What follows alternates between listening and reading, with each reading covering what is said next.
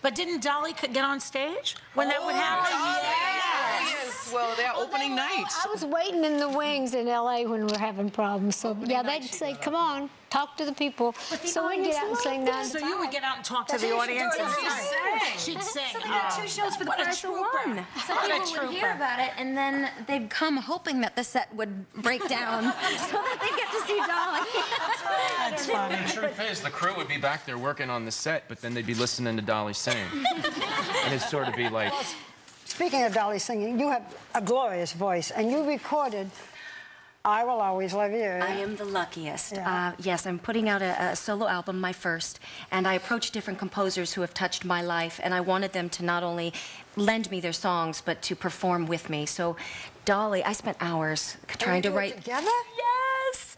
I wrote what I thought was the perfect email. It took hours. We forget Whitney Houston. We just hear your version. It's a new arrangement, and we made it so sweet and like a lullaby. And Dolly gave up her time and her talents and showed up to sing with me on this track.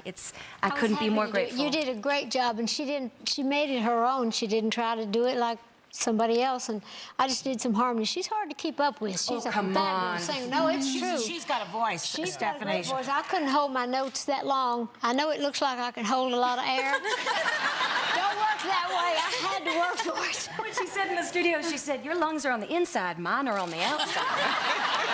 Yeah, but what's the line that you've said, and it's in the song? There's a heart beneath the boobs. I'm doing it wrong. What's the word? There's we weren't supposed to say that. We weren't allowed to say they it. made him take it out of it. Well, anyway, it's about the boobs and under the heart. We just said Has something to do with something, right? Good, it's a reason to come and see the show. This is what it said. Mark, you are suspended, as we saw you here, Yeah. and handcuffed, and shackled. Yes, I am. You like it? What's wrong with you? You love that? Masochist, chauvinist. To be honest with you, being in all of that accoutrement is actually very liberating in some ways, because especially in the second act, when these women, you know, hook him up like that in the bedroom, it just sort of gives me a freedom of expression. I don't have to, you know, work at acting at it. I am. Yeah. And I really cannot get out. I truly am at the mercy of the technical aspects of the show. So it is. So I can just go to town. Before we go, I have to ask you about the View mention. You mentioned the View in the show. Yes. We're like part of the show. Who came up with that? You did, Dolly? Oh, I don't know if I did or not. I doubt it. I think, yeah, Steffi's always coming up with great ideas.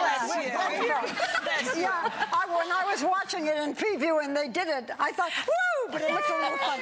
We want to thank Dolly Parton. We want to thank the cast of 9 to 5 as musical, which is playing now at the Marquis Theater, and every one of you in the audience, you're so lucky you're going home with a pair of tickets.